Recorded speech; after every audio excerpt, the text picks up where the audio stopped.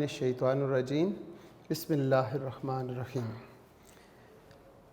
शुरू अल्लाह के नाम से जो बहुत मेहरबान और नहायत रहम करने वाला है। लेक्चर हमारा सेकेंड ईयर की क्लास है और सब्जेक्ट है स्टैटिस्टिक्स। चैप्टर हमारे पास 10 और एक्सरसाइज 10.2 के पहले 5 सवाल हम कर चुके हैं। आज इस लेक्चर में क्वेश्चन नंबर 6 से ऑनवर्ड हम करेंगे। क्वेश्चन नंबर 6 को भी अगर आप देखें तो क्वेश्चन नंबर 6 का ए पार्ट, बी पार्ट और सी पार्ट 3 हैं और हर पार्ट में तकरीबन 3 पार्ट मौजूद हैं। ये तकरीबन 9 सवाल बन जाते हैं हमारे। आज के लेक्चर में हम क्वेश्चन नंबर 6 कोशिश करेंगे कि कंप्लीट हो जाए। एक्सरसाइज 10.2 क्वेश्चन नंबर 6 का ए पार्ट बहुत ही खूबसूरत सवाल है। In a normal distribution mean 30, mean कितना है 30 है, and standard deviation 5, standard deviation 5। Find, क्या फाइंड करें? First part, a point that has 15% area below it. Second part, a point that has 28% area above it. और last part यानी third part, 2 points containing middle 95% area. ये हमारे पास 3 part हैं। इसमें हम सबसे पहले इसका फर्स्ट पार्ट देखते हैं। फर्स्ट पार्ट है a point, यानी कि आ का मतलब एक, पॉइंट, एक पॉइंट मालूम करें डैट हैज़ जो 15% एरिया बिलो, जो जिस पॉइंट से बिलो हो एरिया 15%। अब इसी स्टेटमेंट को हम स्टैटिस्टिकल वे में कैसे लिखेंगे? क्योंकि एरिया कहलाता है प्रोबेबिलिटी, तो प्रोबेबिलिटी कितनी है 15%। अब इस पूरी स्टेटमेंट को स्टैटिस्टिकल फॉर्म में लिखने का तरीका, उससे पहले हम अपने क्वेश्चन में तलाश करें क्या हमें कोई पैरामीटर्स गिवन है। मीन हमारे पास 30 है, यानी कि mu 30, and standard deviation sigma हमारे पास 5 है। सबसे पहले हम देखते हैं कि हमारे पास पैरामीटर्स गिवन है या नहीं। अगर पैरामीटर्स ना गिवन हो तो फिर हम क्वेश्चन को आगे सॉल्व कैसे करेंगे? इस क्वेश्चन को सॉल्व करने के लिए पैरामीटर्स को देखते हैं और पैरामीटर्स दोनों गिवन है, मीन 30 है और स्टैंडर्ड डेविएशन 5। सवाल है जी आप एक पॉइंट मालूम करें। हम सपोज कर लेते हैं कि वो स्मॉल ए है, हमने स्मॉल ए की वैल्यू मालूम करनी है। That has 15% area below it, उस पॉइंट से लेस देन जो एरिया है वो 15% है। इस स्टेटमेंट को हम स्टैटिस्टिकल फॉर्म में लिखेंगे। एरिया का मतलब probability, 15% 0.15, a point it is small a, and below it mean less than, below का मतलब उससे कम, लेस देन, तो लिखेंगे probability of x is less than a is equal to 0.15। ये जो स्टेटमेंट है इसको स्टैटिस्टिकल फॉर्म में लिखा, जो पॉइंट गिवन है सारा इस स्टेटमेंट में। आगे काम हमारा पुराना वाला ही है, x को स्टैंडर्डाइज्ड बनाएं। कैसे? x में से म्यू माइनस कर दें और सिग्मा पे डिवाइड कर दें, और इस तरफ a है, a में से माइनस करेंगे उसका मीन की वैल्यू 30 और डिवाइड करेंगे सिग्मा की वैल्यू पे 5 पे, इज इक्वल टू 0.15, वैसे ही लिख लिया। अब हम आगे चलते हैं। Probability z is less then, अब ये क्योंकि स्टैंडर्डाइज्ड वेरिएबल है, x minus mu over sigma, कहीं पे भी ये लिखा हुआ हो x minus mu over sigma तो वो z के इक्वल है, तो इसकी जगह पे हम z लिख देंगे। लेस देन a माइनस 30 और 5 वैसे ही लिख लिया और 0.15। अब जब लेस देन होता है तो उसका थ्योरम है कि फाई ऑफ a लिख दें। अब यहाँ पे a क्या है इस स्टेटमेंट में?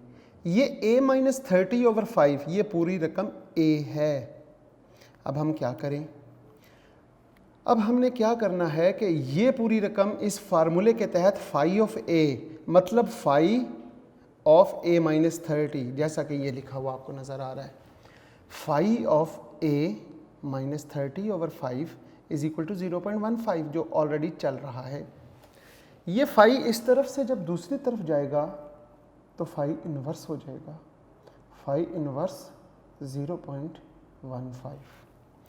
अब ये फाई इन्वर्स जब यहाँ पर ये इन्वर्स हो गया तो इन्वर्स का टेबल यानी कि टेबल नंबर 10 अपनी बुक में पेज नंबर 295 को ओपन करेंगे सारे बच्चे और देखेंगे कि वहाँ पे टेबल नंबर 10 है जो इम्तिहान में आपको प्रोवाइड किया जाएगा आपकी डिमांड पर। Page number 295 inverse standard normal cumulative distribution function ये टेबल है और पहले कॉलम में देखेंगे तो वो P लिखा होगा।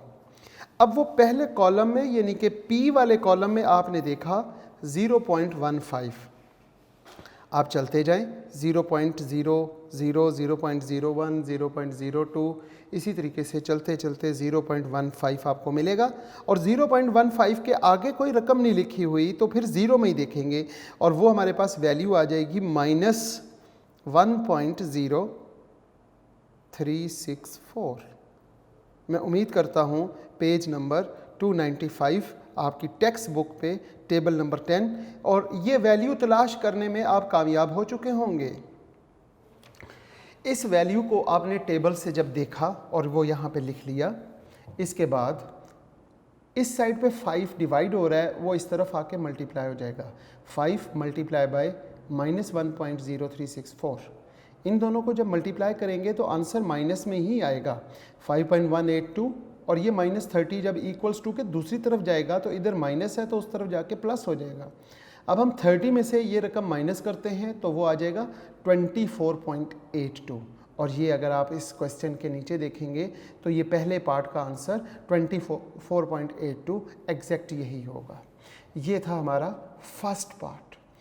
इसमें बिलो इट यानी कि लेस देन की बात है। अब हम सेकंड पार्ट की बात करते हैं। उसमें उसने क्या किया, a point that has 28% or above it. बात वही है कि दोनों पैरामीटर्स पहले सवाल की तरह गिवन है, mu is equal to 30, sigma is equal to 5 और सवाल है जनाब आ पॉइंट, एक पॉइंट मालूम करें that has 28% or above it. अब आप क्या करेंगे, 28% का मतलब होता है 0.28। एरिया, जो एरिया है उसको हम P लिखेंगे, P यानी probability of x is greater than A, above it का मतलब है greater than A। Greater than A करेंगे, probability x is greater than A is equal to 0.28। बस सिंपल सी बात है, ये चीज़ गिवन है इन दिस स्टेटमेंट। इसके बाद हमारा वही पुराना काम, x को स्टैंडर्डाइज्ड वेरिएबल में चेंज करें। कैसे, x में से म्यू को माइनस करें और सिग्मा पे डिवाइड करें, ये स्टैंडर्डाइज्ड वेरिएबल बन जाएगा। और यही हरकत, यही काम दूसरी साइड पे ग्रेटर देन की दूसरी साइड पे a के साथ करेंगे, लेकिन a में से म्यू की वैल्यू को माइनस करेंगे जो हमारे पास यहाँ पे वैल्यू है 30। तो a माइनस 30 डिवाइड यहाँ पे सिग्मा, बट यहाँ पे सिग्मा की वैल्यू 5 पे डिवाइड कर देंगे और 0.28 वैसे ही लिख लेंगे। x minus mu over sigma जहाँ पे भी आएगा वहाँ पे हमने z लिख देना है क्योंकि ये स्टैंडर्ड वेरिएबल है।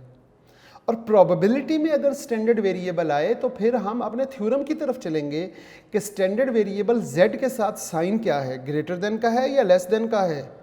यहाँ पे ग्रेटर देन का साइन है और जब ग्रेटर देन का साइन होता है तो थ्योरम हमें कहता है 1 माइनस फाई ऑफ ए, और अगर सिर्फ लेस देन का साइन हो या लेस देन इक्वल टू का साइन हो तो हमें थ्योरम क्या कहता है, सिर्फ फाई ऑफ ए लिखें।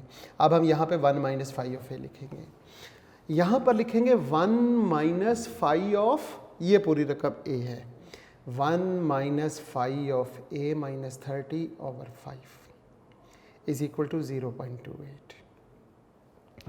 अब जनाब हम क्या करेंगे, 0.28 को इक्वल्स टू से पहले ले आएँ, उधर प्लस का है इधर आके माइनस हो गया और ये पूरी रकम phi of A minus 30 over 5 इधर माइनस है, दूसरी तरफ प्लस की हो गई।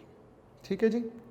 अब क्या होगा, 1 में से माइनस करेंगे 0.28 तो वो तो 0.72 आ जाएगा, और ये वाला फाई इस तरफ आके इन्वर्स हो जाएगा। तो क्या लिखेंगे, फाई इन्वर्स 0.72 और इक्वल्स टू के बाद क्या बचा, a-30/5। अब यहाँ पे जो पॉइंट है वो हम टेबल से देखेंगे, और टेबल इन्वर्स का टेबल देखेंगे, और इन्वर्स का टेबल आपको कहाँ मिलेगा, बुक के एंड पे, पेज नंबर 295 और टेबल नंबर 10, जिसका नाम inverse standard normal cumulative distribution function है। पहले कॉलम में p लिखा हुआ है, और p में देखेंगे 0.00, 0.01 एंड सो ऑन चलता जाएगा।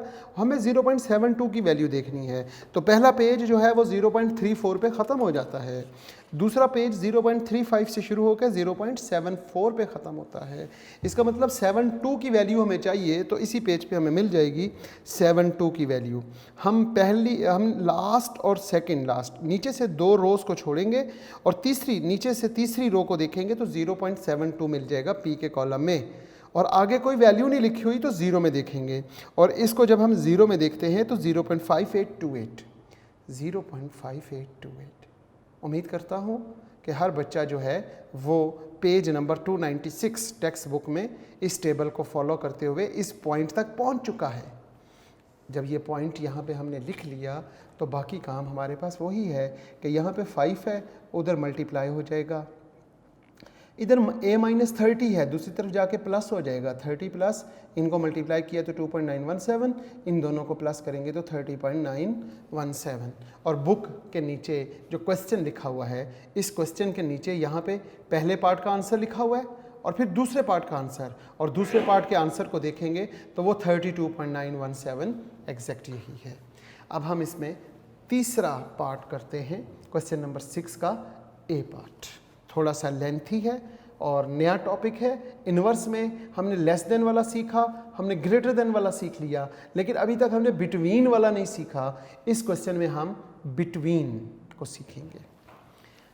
जनाब सवाल में देखें, गौर करें तो in a normal distribution with mean 30 and standard deviation 5, तो हमारे पास जो सोल्यूशन में सबसे पहला काम है, हम लिखेंगे पैरामीटर्स, म्यू 30 है और सिग्मा 5 है। ये दोनों चीज़ें हमारे पास गिवन है।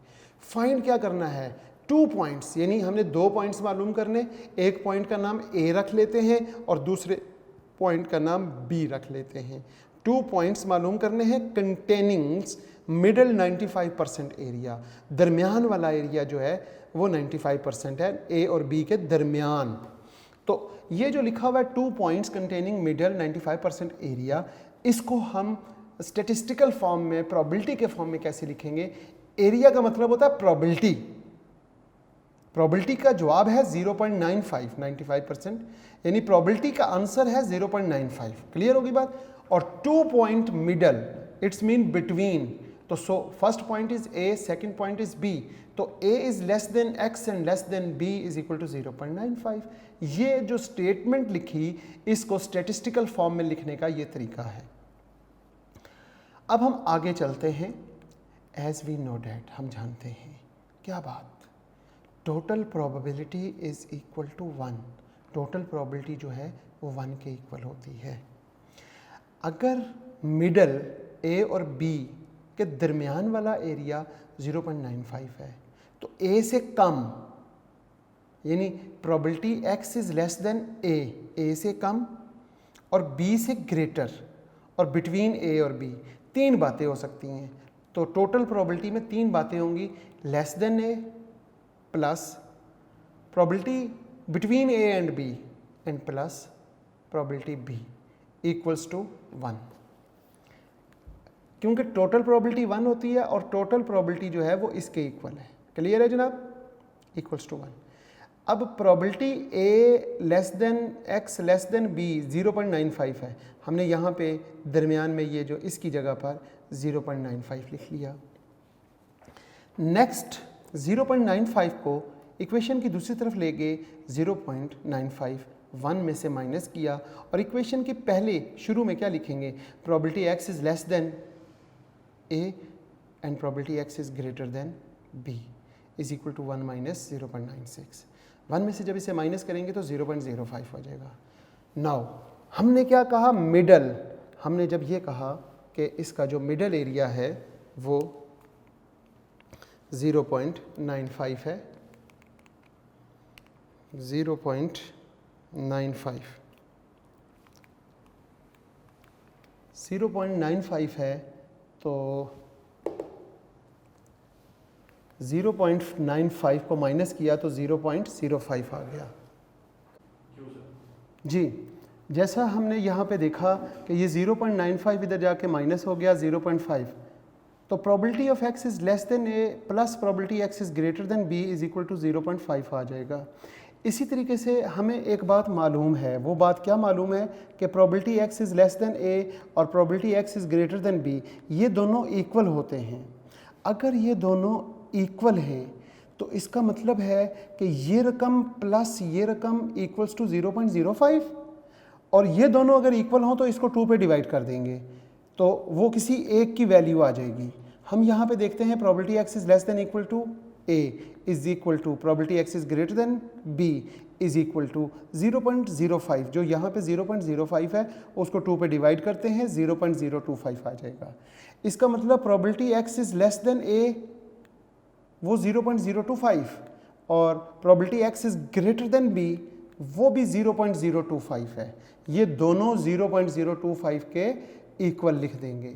अब जब हम इस तरफ सॉल्व करेंगे तो a की वैल्यू आ जाएगी, इस तरफ से सॉल्व करेंगे तो b की वैल्यू आएगी। सॉल्व करने का तरीका क्या है? सॉल्व करने का वही हमने जो पहले से तरीका क्वेश्चन नंबर 5 का a, b और c पार्ट पढ़ा, उसी तरीके के मुताबिक हम यहाँ पे x को स्टैंडर्डाइज्ड वेरिएबल में चेंज करेंगे। x को स्टैंडर्डाइज्ड वेरिएबल में कैसे चेंज करते हैं कि x में से म्यू को माइनस कर देते हैं और सिग्मा पे डिवाइड कर देते हैं, और दूसरी तरफ a में से किसे माइनस करेंगे?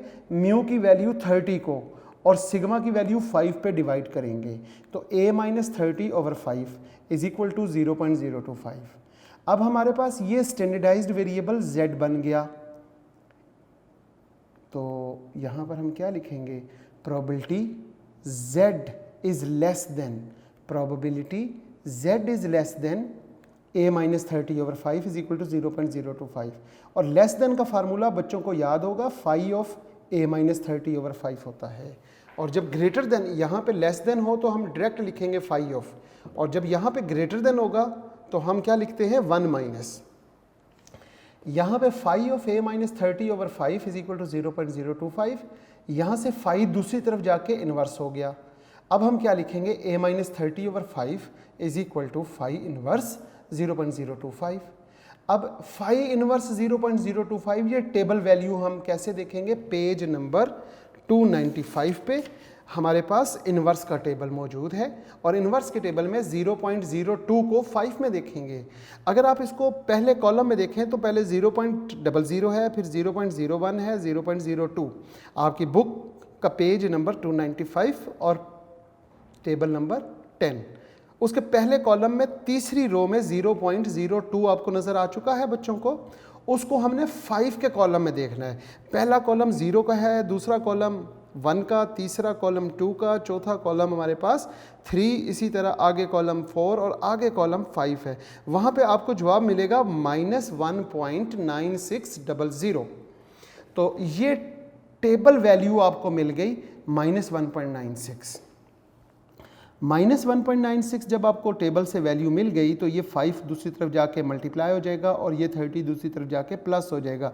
30 माइनस इन दोनों को मल्टीप्लाई करने से 9.8 आ गया। 30 में से 9.8 माइनस किया तो 20.2 आपके पास आंसर आ गया। इसी तरह a की वैल्यू, क्योंकि उसने पूछा था 2 पॉइंट्स मालूम करें, तो a की वैल्यू आपके पास आ जाएगी 20.2। इसी तरह हम b की वैल्यू कैसे मालूम करते हैं? क्योंकि हमारे पास यहाँ पे probability of x is greater than b है, तो greater than b is equal to 0.025। x को स्टैंडर्डाइज्ड बनाएंगे, x minus mu over sigma, और b में से माइनस करेंगे म्यू की वैल्यू 30 और सिग्मा की वैल्यू 5 पे डिवाइड कर दिया, इज इक्वल टू 0.025 लिख लिया। अब ये z बन गया, तो जब ये z बन जाएगा तो z is greater than b minus 30/5 आ जाएगा। तो जब ग्रेटर देन होता है तो उसमें हम क्या लिखते हैं? 1 minus phi of a minus 30/5, a b minus 30, यहाँ पे क्योंकि a लिखा गया है, यहाँ पे हमने b लिखना है, आगे यहाँ पे ये सारा b है, तो यहाँ पे b minus 30 over 5 is equal to 0.025। अब ये 0.025 इक्वेशन के इस तरफ लेके आएंगे, माइनस हो जाएगा, और ये माइनस वाली वैल्यू दूसरी तरफ चली जाएगी तो वो प्लस हो जाएगी। यहाँ पे शिफ्ट कर देंगे, a की जगह पर आपने b लिखना है। अब हम यहाँ पे क्या करते हैं, 1 माइनस 0.025 को माइनस करते हैं, 0.975 आ गया। आगे लिखेंगे 5 ऑफ, यहाँ पे b माइनस 30 ओवर 5 क्योंकि b चल रहा है, b माइनस 30 ओवर 5। अब हम ये 5 ऑफ b माइनस 30 ओवर 5 को इस तरफ ले आते हैं, 5 इस तरफ आके इन्वर्स हो गया। अब ये इन्वर्स वैल्यू फिर हम टेबल नंबर 10 में जाके देखेंगे जो पेज नंबर 295 पर है। आप जल्दी से पेज नंबर 295 अपना देखेंगे, और उसके आगे जो पहला पेज है वो 0.00 से शुरू होकर 0.34 पे ख़त्म हो जाएगा। दूसरा पेज में अगर p की वैल्यू देखें तो 0.35 से लेके 0.74 पे ख़त्म हो रहा है। हमें क्या चाहिए, 0.97, वो अंडरस्टूड है पेज नंबर 297 जो लास्ट पेज है इस टेबल का, उसमें मौजूद है। p के कॉलम में देखेंगे 0.97, नीचे से अगर आप पहले आखिरी वैल्यू देखें तो 1 है, उससे ऊपर 0.99, 98 और 97। 97 को आपने किस में देखना है, 97 को 5 के कॉलम में देखना है। तो यहाँ से जब आप 97 को 5 के कॉलम में देखेंगे तो जवाब वही आएगा 1.96, प्लस में आ जाएगा। इस तरफ हमारे पास 1.96 माइनस में आया था और इस तरफ प्लस में आ गया। अब ये 5 उसी तरह से सेम एज इट इज़ इधर मल्टीप्लाई किया, 5 को 1.96 से मल्टीप्लाई किया तो 9.8 आ गया, और 30 दूसरी तरफ जाके प्लस हो जाएगा, 30 पे प्लस करेंगे तो 39.8। अज़ीज़ तुलबा व तालबात, आपने यहाँ पर जैसे ये b लिखा हुआ है तो बाय चांस वो यहाँ से जब हमने इसको कॉपी पेस्ट किया तो वो b चेंज ना हो सका, लेकिन आप अपने नोट्स बनाते हुए यहाँ पे a की जगह पर इस साइड पे b लिखेंगे और इस साइड पे a लिखेंगे। ये था हमारा एक बहुत ही लॉन्ग क्वेश्चन नंबर 6 का a पार्ट, और उसका भी तीसरा पार्ट, उसके तीसरे पार्ट में मिडल 95% एरिया को हमने फाइंड करना था। अब हम आगे चलते हैं क्वेश्चन नंबर 6 का बी पार्ट। क्वेश्चन नंबर 6 का बी पार्ट, इसमें उसने परसेंटाइल्स पूछे हुए हैं। सवाल ये है कि the time requires by a neuro to inject a shoot of penicillin has been observed to be normally distributed with mean 30 and standard deviation 10 second. Mean 30 seconds, mean कितना है 30 सेकेंड्स, और स्टैंडर्ड डेविएशन है 10 seconds. अब ये seconds में, दोनों seconds में है तो ठीक है, अगर ये मिनट में होता, ये सेकेंड में होता तो इनके हमने यूनिट्स को पहले सेम करते। पहला पार्ट है 10th परसेंटाइल मालूम करना है, और इसका दूसरा पार्ट है 90th परसेंटाइल मालूम करना है। ये भी बहुत ही आसान सा सवाल है। सबसे पहले हम देखेंगे कि हमारे पास पैरामीटर्स क्या हैं, हम सबसे पहले देखेंगे। हम सबसे पहले देखते हैं कि हमारे पास parameter mu is equal to 3, 0 मतलब 30 है, और इसके साथ साथ हम देखते हैं sigma is equal to 10। First part हमारे पास क्या है, फर्स्ट पार्ट हमारे पास 10th परसेंटाइल्स मालूम करना है। अब हम 10th परसेंटाइल कैसे मालूम करेंगे, 10th परसेंट से पीछे वाला एरिया जो है वो 0.10 है, तो हम लिखेंगे probability x less than equal to P10 यानी 10th परसेंटाइल इक्वल्स टू 0.10। ये जो ऊपर स्टेटमेंट है इसको हम क्या करते हैं, हम उसको इस फॉर्म में लिखते हैं, स्टैटिस्टिकल फॉर्म में। इसके बाद हम क्या करेंगे कि यहाँ पे देखें x, इसको स्टैंडर्डाइज्ड फार्मूला कैसे बनेगा, जब इसमें से म्यू को माइनस करेंगे और सिग्मा पे डिवाइड करेंगे। इस तरफ म्यू और सिग्मा पे डिवाइड कर दिया, और दूसरी तरफ हमने क्या करना है, म्यू की वैल्यू 30 को माइनस किया और 10 पे डिवाइड कर लिया, इज इक्वल टू 0.10 ही रहने दिया। अब हम क्या करते हैं कि हमारे पास जो थ्योरम है वो probability z is less than equal to a is equal to phi of a होता है। अब यहाँ पे अगर गौर करें तो ये तो z बन गया, ये वैल्यू z बन गई। जब ये z आ जाती है तो z के फार्मूले के मुताबिक जब यहाँ लेस देन हो तो ये फाई ऑफ ये a, ये पूरा लिखेंगे, phi of P10 minus 30 over 10। अब ये फाई दूसरी तरफ जाके इन्वर्स हो जाएगा। जब ये इन्वर्स हो गया तो ये इन्वर्स के टेबल में देखेंगे। आपके पास इन्वर्स का टेबल नंबर 10 है 295 पेज पर। अब जाके 0.10 पहले पेज पे देखेंगे तो 0.10 को टेबल में देखने से हमारे पास वैल्यू आई माइनस 1.2816। ये टेबल वैल्यू आपके पास गिवन है बाय यूजिंग टेबल, ये वैल्यू आ गई। 10 यहाँ डिवाइड हो रहा था, उसके साथ मल्टीप्लाई हो जाएगा, तो मल्टीप्लाई होकर 12.816 आ जाएगा। और यहाँ पे माइनस 30 है, दूसरी तरफ जाके प्लस 30 हो गया। अब 30 में से ये वैल्यू माइनस कर दें तो 30 माइनस 12.817, तो P10 इज इक्वल टू 17.2। इसी तरह हमारे पास यहाँ पे P10 की वैल्यू आ गई। अब हमारा नेक्स्ट पार्ट है, हमने 90th परसेंटाइल मालूम करना है। हमने यहाँ पे सेकंड पार्ट में 90th परसेंटाइल मालूम करना है। अपने क्वेश्चन में पैरामीटर्स को देखें, म्यू इज इक्वल टू 30 और sigma is equal to 5 already आपके पास गिवन है। फाइंड क्या करना है? फाइंड करना है 90th percentile, it is equal to P90। P90 is equal to question mark, it's mean P90 मालूम करना है आपने। 90th परसेंटाइल का मतलब होता है कि उस पॉइंट से पीछे कितना एरिया है, उस पॉइंट से पीछे 90%, मतलब 0.90। So probability x is less than equal to P90 equal to 0.90। x को हमने स्टैंडर्डाइज्ड बनाना है। कैसे? x में से म्यू को माइनस किया और सिग्मा पे डिवाइड कर लिया।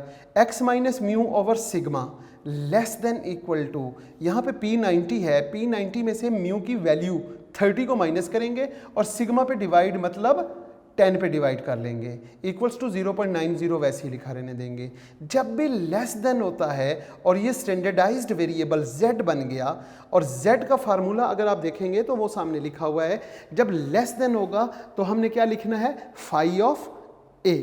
अब a यहाँ पर क्या है? ये तो z बन गया, ये पूरी रकम a है, तो हमने क्या लिखना है? फाई ऑफ ये पूरी रकम लिख लेनी है। P90 minus 30 over 10 is equal to 0.90। अब ये फाई इधर से जब दूसरी तरफ जाएगा तो फाई इनवर्स हो जाएगा। फाई इनवर्स की वैल्यू आपने पेज नंबर 295 पे और टेबल नंबर 10 में देखनी है। टेबल नंबर 10 का जो पहला पेज है उस पे भी आपको नहीं मिलेगी, दूसरे पेज पे भी नहीं मिलेगी, तीसरे पेज पे जब आप देखेंगे तो 0.90, अगर आप देखें गौर से तो आपको 0.90 मिला, और वहाँ पे वैल्यू है, ज़ीरो में देखेंगे 90 को ज़ीरो में 1.2816। ये टेबल वैल्यू आपने टेबल से देखनी है। इसके बाद सेम एज इट इज़ 10 को दूसरी तरफ मल्टीप्लाई कर दिया। जब 10 को दूसरी तरफ मल्टीप्लाई किया तो वो आपके पास आ गया 12.816। 30 इस तरफ माइनस हो रहा था, दूसरी तरफ जाके प्लस हो गया। अब 30 में प्लस करेंगे 12.816, तो आंसर आ जाएगा 42.816। ये हमारे पास 90th परसेंटाइल्स आ गया। इसके बाद हम देखते हैं अपना क्वेश्चन, और क्वेश्चन है जी क्वेश्चन नंबर 6 का C part. Scores on a national education achievement test normally distributed with mean 500 and standard deviation 100। और इसका पहला पार्ट आज के लेक्चर में हम कर सकेंगे, नेक्स्ट लेक्चर में इंशाल्लाह बाकी दो पार्ट करेंगे। पहले पार्ट में उसने 95%, What is the 95% of this distribution, ये वही सवाल है जो अभी हमने इससे पीछे इसके बी पार्ट में किया, जिसमें हमने 10% और जिसमें हमने बात की 90th%, और यहाँ पे 95% मालूम करेंगे। सबसे पहले पैरामीटर्स देखें, म्यू इज इक्वल टू 500 और sigma is equal to 100 question में गिवन है। फाइंड करना है 95 परसेंटाइल्स, मतलब P95 equals to question mark. अब यहाँ पे बात करते हैं probability of x is less than equal to p95 is equal to 0.95। 95 percentiles का मतलब ये होता है कि उससे पीछे 95% एरिया है, इट्स मीन 0.95। इसी तरह आपने x को क्या किया, इंटरचेंज कर दिया, किस में, स्टैंडर्डाइज्ड वेरिएबल में। कैसे, x में से म्यू को माइनस करें और सिग्मा पे डिवाइड कर दें। दूसरी तरफ p95 में से म्यू की कीमत 500 और सिग्मा पे डिवाइड करेंगे 100 पे। अब ये आपके पास जब स्टैंडर्डाइज्ड वेरिएबल बन गया, जब z, तो जब ये बन गया z लेस देन ये पूरी रकम a है। अब आप क्या कर सकते हैं, अकॉर्डिंग टू दिस फार्मूला आपने क्या करना है, फाई ऑफ a, ये वाली वैल्यू a लिख ली, इज इक्वल टू 0.95। फाई दूसरी तरफ जाके फिर इन्वर्स हो गया 0.95 को, और टेबल नंबर 10 में आपने जब 0.95 को चेक किया, जो 295 पेज पर टेबल नंबर 10 है, और 295 के बाद 296 और 297 पे देखेंगे तो 0.95 आपको मिल जाएगा, 1.6449 ये टेबल वैल्यू आपने देखी। अब इसके बाद क्या करेंगे, इस 100 को इसके साथ मल्टीप्लाई कर देंगे और 500 दूसरी तरफ जाके प्लस हो जाएगा, और फाइनली आंसर 664.49 हो गया। ये था आज का लेक्चर। आज के लेक्चर में हमने क्वेश्चन नंबर 6 का ए पार्ट कंप्लीट किया, 6 का बी पार्ट भी हमने कोशिश की कंप्लीट करने की, और 6 के सी पार्ट का जो पहला पार्ट था वो हमने किया। बाकी तमाम जो क्वेश्चन हैं इसके बाकी दोनों पार्ट्स हम नेक्स्ट लेक्चर में करेंगे इंशाअल्लाह। इस दुआ के साथ आज के लेक्चर का इख्तिताम करते हैं कि अज़ीज़ तलबा व तालिबात तमाम के तमाम खुश रहें, सदा सलामत रहें, और वालिदैन का साया ता क़यामत कायम रहे, और जब वक्त आखिर हो तो ख़ात्मा बिल ईमान हो। आमीन। अल्लाह हाफ़िज़।